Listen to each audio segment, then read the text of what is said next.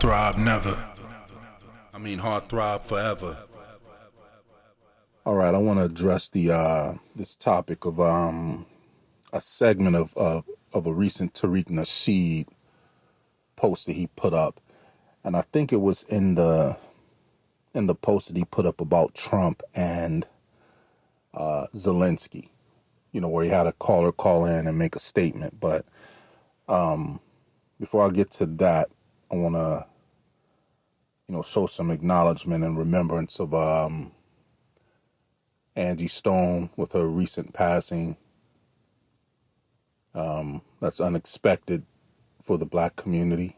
She was, beloved hip hop, R&B songwriter, producer, vocalist. So rest in peace, Angie Stone, and then rest in peace to the legendary Roberta Flack. A lot of hits, but quite well known for one of her songs, "Killing Me Softly," that's been remade a whole lot of times. But rest in peace to them two ladies, American Black females. And also, even though I'm more of a G Unit fan myself, 50 Cent fan, I throw out rest in peace to Irv Gotti as well. He, whether people liked him or not, his impact on hip hop was, you can't deny it. The things that he did with DMX and Ja Rule, Jay-Z specifically. So rest in peace to those artists, those producers, those people that we've lost. So I just wanted to acknowledge that. But on this clip with Tariq Nasheed, I think it's the clip with about President Zelensky going to the White House.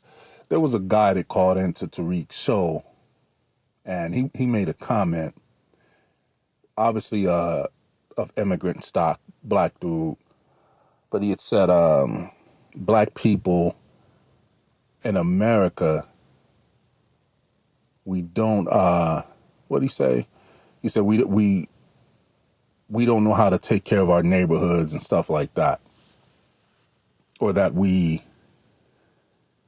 he was basically just denigrating our efforts to better our communities. And this is a classic, it's a classic example of how there's this refusal to acknowledge that American Black people have been systematically, and a lot of times through brute force, by other ethnic groups, destroying our communities and our businesses when we were trying to be independent from them. It's like they have a mental block or something in regards to this. Like, I'm not sure what history they're getting. I don't know if before they come over here from whatever country they from, or if they're born here. I'm not sure what they're being told by their parents or what they're being told before they come to America to interact with us. But it's like they're getting a different history about what happened to us here. Because you're telling them, like, do you understand? Like, every time that American Blacks have tried to build their communities, it's been destroyed. Now, for the longest time, it was done by brute force, bombings, floodings of towns, kidnapping and killing the Black community leaders, lynchings, like all types of stuff. And not that doesn't go on still, but now it's more covert and more, it's really systematic now, as far as systems go in a corporate type of ordeal. So that's what I mean by systematic in this scenario. The systems that they have in the government are how they're doing it to undermine and thwart and stop the upward mobility of American Black peoples and their communities. And one of the ways that they're doing it is, like I said, with whatever cities or areas that American Blacks are in predominantly, they don't control the government. So these are little tactics of being able to control how powerful the American black demographic is in an area. They're being able to control how powerful the vote of that American black demographic is. So you can have the numbers there, but if you don't have the political representation there, it's almost like a system of gerrymandering. If you're not familiar with what that is, look it up. But it's almost like a thing, like it doesn't matter how many people you have in an area and how numerous your votes are to outnumber the votes of, some people that oppose your ideology and what you're voting for. If you don't have the political people in place that can access those legislative avenues to make sure that you get what you need in your community, all your numbers mean nothing.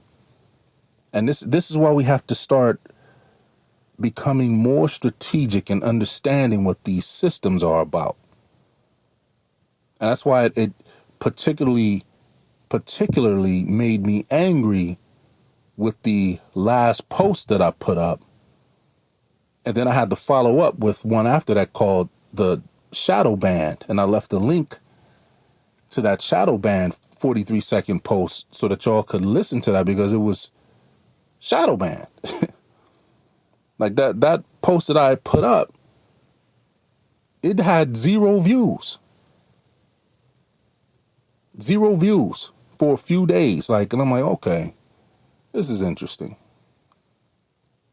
But I notice how when everybody else is talking about little silly stuff, they're getting all types of views. Like, I've been doing this for a year and, trying to do it organically, and, maybe the content's just not that interesting. Maybe it's not. But almost a year, March 25th, it'll be a year, 27 subscribers. So maybe it's not that interesting, but I'll keep plugging away at it. But we have this thing, where people refuse, these other ethnic groups, individuals from other ethnic groups, refuse to acknowledge the efforts that have been gone into stopping American black people and their communities from being self-sufficient and self-sustaining, sustainability. They'll tell you how, the black neighborhoods are all run down and, the crime rates here are this and that. But everybody knows when you have those types of issues in a community, it is a direct correlation to lack of resources, lack of, relevant and livable wage earning jobs, lack of health resources, lack of mental health resources, lack of educational resources, lack of adequate food resources, lack of adequate clothing resources, lack of the technological infrastructural resources that you need, lack of land resources, all of that. I think y'all get the picture. So I said in that post, we have to start looking at those local government positions and start getting our younger people involved and wanting to know what those local government positions do. And even if you don't want to hold one of those positions, you still need to know what they do. And you still need to know how, if you're not in those positions, that still doesn't mean that you can't go to DC and speak on behalf of your community anyway. You don't necessarily have to have a person that's in that position. All you have to do is know where to go and how to let them know, look, my community is underserved. We're going through this and we need this. Now, when you start doing that, of course, they're going to refer you to your local government position holders.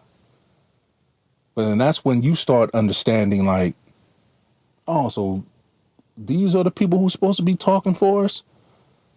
And then you'll realize that those people who are supposed to be representing your community and your community interests, they don't reside in your community. You'll start seeing that they live outside of your community, and all of the resources that they get from the state, from the federal government, they'll go there and claim that your area is a problem area, get the money for the area, but have your area on like a financial probation because someone in your area deliberately, this is what I'm saying, they deliberately misuse the money to put your area, your local community on probation, and it forfeits you from receiving those federal funds.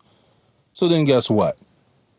It goes to the surrounding areas. See, they're doing this deliberately.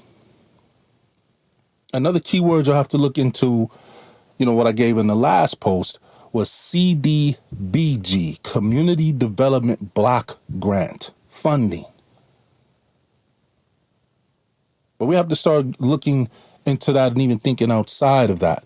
But I'm bringing all this up again to say that these people from other ethnic groups, they don't understand the history and the systems that have been in place to stop American black people from being successful. They're not getting the history of how these government officials in whatever area you are have historically done things that would give preferential treatment or bias to all other ethnic groups to come in, and they would deliberately place them in economic positions over you in your own community. Make it damn near impossible for you as an American black to get a loan to start a business in your community, but will bring somebody over from another country that don't know nothing about no business over here or how the stuff works. They just give them the money to give them everything they need to set up shop in your community. Anything but you having it. So I wanted to mention that, because it's getting even more and more disrespectful with these people to be sitting around here talking about our communities and what we don't have and how come our communities are this and that. And we're like, man, do you know the history of America towards American black people? What history are you hearing? What,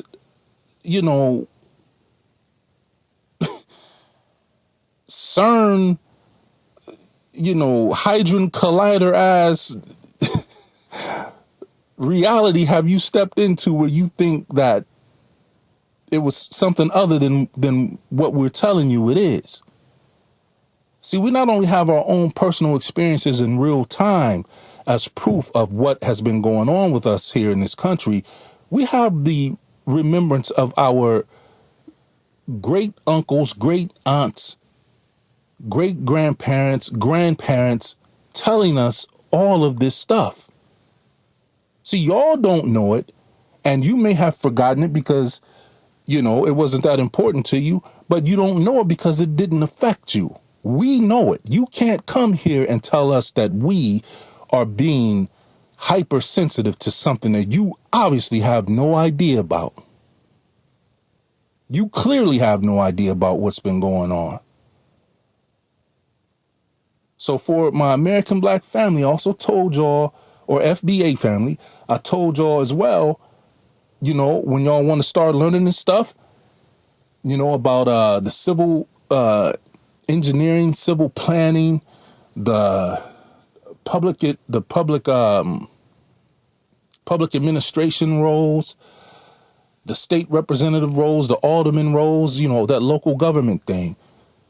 I had said to y'all then, make sure that if y'all plan on going to DC, get your talking points, getting these young people understand how it goes, because it's free for you to do. It's not like you have to buy a ticket or be a part of a club. You can get there and get your concerns heard about your community. All you got to do is go. But I said for y'all to make sure you have your attire right. And this is what the thing on Tariq Nasheed's thing was about with Zelensky, was him showing up to the White House in the clothing that he was in. not having a suit on. You see, like this thing is important. It's not about you presenting that you're more than what you are. It's just about you showing that you have respect in yourself and respect enough for your community to say, yo, this ain't no game. Like, we know what we're doing here. So the appropriate attire. Now, I'll mention something with Zelensky. I by no means support him in anything with Ukraine, but this is just, and this may not be the case, but I'm thinking maybe he went to the White House dressed like that as a show of, to his people, he's in the trenches with them. I don't know how it would look if he showed up in a nice suit and his country is war torn and all those, thousands of people are dying in war and he's looking too comfortable. I think he didn't want to portray that image to his people. Either way, I don't care, because from my understanding, they're very racist towards blacks. And so I don't really care one way or the other, but that's just my opinion on why he may have done what he done as far as the dress code goes. But as far as his language to the president of the United States, Trump should have checked him and Vance should have checked him, and they did. So I don't care. I don't have a dog in that fight. I don't really care. But I wanted to touch on that. Like, I'm going to keep pushing this thing about us being aware of our communities and the conditions that our communities are in, about us being aware of our lack of land ownership, of our lack of home ownership, of our lack of our community and local business ownership, of our lack of control and access to our water sources. Everything that we consume, we need to be in control of it, because everybody else is in control of their stuff. It's only a problem when American blacks say, okay, well, now we want to be in control of our stuff. Then all of a sudden the earth got to get split in two and the universe got to form a whole new constellation and planetary system. That's the magnitude of it when American blacks say, okay, we want to take control of our stuff for us. That we've always been doing it. We've never not done it. Why do you think they're always killing all of our political leaders and all of our community leaders who try to get this stuff set up? So for y'all people from other different demographics and other ethnic groups, I don't know what history y'all got, but we're not letting y'all do a revisionist history on us. We know our history here. You can't tell us about what our history is. You can't tell us about what we experience in our communities as American black people, because the story that I have and the stuff that I can tell, all 43 million of us here got the same damn story. I'm out. Heart throb never. Heart throb forever.